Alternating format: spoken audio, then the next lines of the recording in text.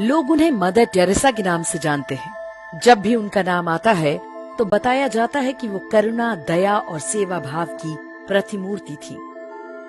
उन्हें शांति का नोबेल पुरस्कार मिला और कांग्रेस सरकार ने उन्हें भारत रत्न का सम्मान दिया। लेकिन क्या आप जानते हैं कि जिस महिला को मदर यानी माँ बताकर हजारों वर्ष पुरानी भारतीय सभ्यता पर थोपा गया, उसका असली चेहरा क्या था? आगे जो बातें हम आपको बताने जा रहे हैं उन्हें हमने मदर टेरेसा के साथ काम कर चुके डॉक्टर अरूप चैटर्जी के हवाले से लिया है। अरूप चैटर्जी ने कलकत्ता और देश के अलग अलग इलाकों में मदर टेरेसा और उनके मिशनरीज ऑफ चैरिटी के काम को बहुत निकटता से देखा था और जो कुछ उन्होंने देखा उसके बाद उनका मोह भंग हो गया। उन्होंने अपने अनुभवों पर 2 पुस्तकें लिखी जिनके नाम है Mother Teresa the untold story और Mother Teresa the final verdict. इन पुस्तकों में उन्होंने टेरेसा की काली दुनिया के बारे में ढेरों अकाट्य तथ्य रखे हैं। भारत में आए दिन आप गरीबों के इलाज के नाम पर अंधविश्वास और धर्मांतरण का जो खेल देखते हैं, उसकी शुरुआत टेरेसा ने ही की थी। वे गरीबों का इलाज जादू टोने से करती थी। लोगों को बताया जाता था कि उनकी बीमारियों का कारण हिंदू देवी देवता हैं। टेरेसा दुनिया भर से गरीबों के नाम पर फंड लाती थी, लेकिन कलकत्ता में उन्होंने एक भी ढंग का अस्पताल नहीं बनवाया। टेरेसा की संस्था मिशनरी ऑफ चैरिटी के सेंटर्स में गरीबों पर नई दवाइयों के परीक्षण कराए जाते थे, यानी मजबूर लोगों को गिनी पिग बनाया जाता था। कई बार उन लोगों की मौत हो जाया करती थी। टेरेसा कहती थी कि जीसस ने उन्हें अपने पास बुला लिया। लेकिन वर्ष 1991 में मदर टेरेसा खुद बीमार हुई तो अमेरिका के कैलिफोर्निया के अस्पताल में जाकर इलाज करवाया। टेरेसा के सेंटर जीवन से अधिक मृत्यु की जगह बन गए थे। वहां लाए जाने वालों को मरने के लिए छोड़ दिया जाता था। वर्ष 1992 में मेडिकल जर्नल लैंसेट के संपादक रॉबिन फॉक्स ने लिखा कि मिशनरी ऑफ चैरिटी के सेंटर्स में साधारण पेन किलर दवाएं तक नहीं होती। मामूली मरीजों को भी एहसास दिलाया जाता था कि वो बस कुछ दिन के मेहमान हैं और उनके कष्टों का कारण उनका पिछला धर्म यानी हिंदू होना है।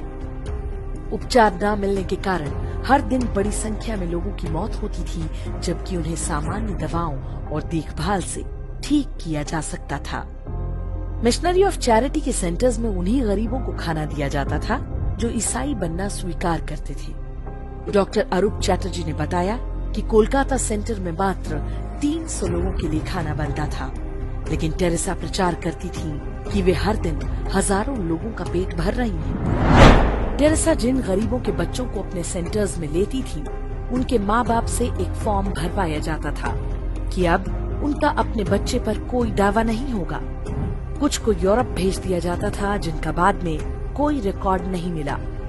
आज भी टेरेसा के सेंटर्स पे बच्चे चोरी करने और उन्हें अवैध तरीके से बेचने के आरोप लगते रहते हैं। आरोप है कि बच्चे बेचना टेरेसा की कमाई का एक बड़ा माध्यम हुआ करता था। वर्ष 1992 में टेरेसा ने खुद दावा किया कि मैंने अब तक 29,000 हिंदुओं को ईसाई बनाया है। ये सारा काम मानवता और सहायता की आड़ में किया गया। उस दौर में देश में कांग्रेस और वामपंथी दलों की सरकारें हुआ करती थीं, जो टेरेसा के मिशनरी नेटवर्क को भरपूर सहायता दिया करती थीं। उनके अवैध कामों पर कभी कोई रोक टोक नहीं की गई। पादरी डोनाल्ड मगवायर मदर टेरेसा का आध्यात्मिक सलाहकार हुआ करता था। उस पर 11 साल के एक लड़के की यौन शोषण का आरोप लगा, लेकिन टेरेसा के समर्थन से वो छूट गया। टेरेसा एकमात्र ऐसी भारत रत्न है जिन्होंने देश को तोड़ने का षड्यंत्र भी रचा था। पूर्वोत्तर के राज्यों में अलगाववाद का बीज टेरेसा नाम की इस कथित संत ने ही बोया था। वे नॉर्थ ईस्ट को अलग ईसाई देश बनाना चाहती थी। उनका मानना था कि यीशु के निकट आने के कारण भारत सरकार वहाँ के लोगों की दुश्मन बन गई है। इंदिरा गांधी ने टेरेसा की गतिविधियों को सबसे अधिक बढ़ावा दिया। परिणाम ये हुआ कि जब इंदिरा गांधी ने देश में आपातकाल लगाया तो उनके समर्थन में सबसे पहले टेरेसा का बयान आया। दुनिया के सबसे भ्रष्ट तानाशाह टेरेसा की मिशनरी ऑफ चैरिटी को सबसे ज्यादा फंड दिया करते थे। हथियार कंपनियां और ड्रग्स तस्कर भी टेरेसा को खूब चंदा देते थे। इनका बड़ा हिस्सा भारत में लोगों को लालच देकर ईसाई बनाने के लिए इस्तेमाल हुआ। टेरेसा भारत में रहती थी, लेकिन अपना सारा पैसा वो वेटिकन के बैंकों में रखा करती थी। मरने के बाद भी उनका ये पैसा भारत नहीं आया। वर्ष 2017 में ये समाचार आया था कि यदि टेरेसा के पैसों को निकाला जाए तो वेटिकन के बैंक खाली हो जाएंगे।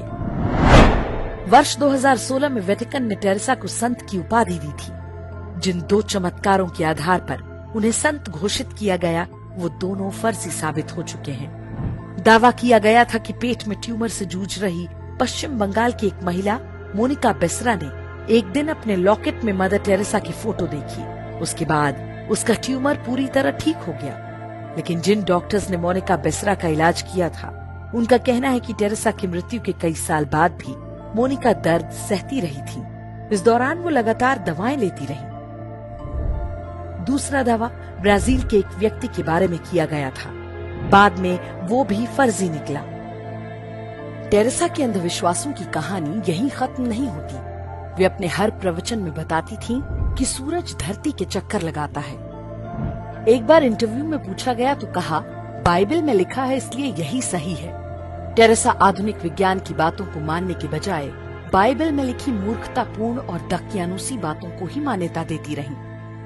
यह विडंबना ही है कि साधु संतों और विदुषियों के देश भारत में एक ढोंगी को इतना मान सम्मान दिया गया, सिर्फ इसलिए क्योंकि वो ईसाई थी और उसके सिर पर विश्व के शक्तिशाली देशों का हाथ था।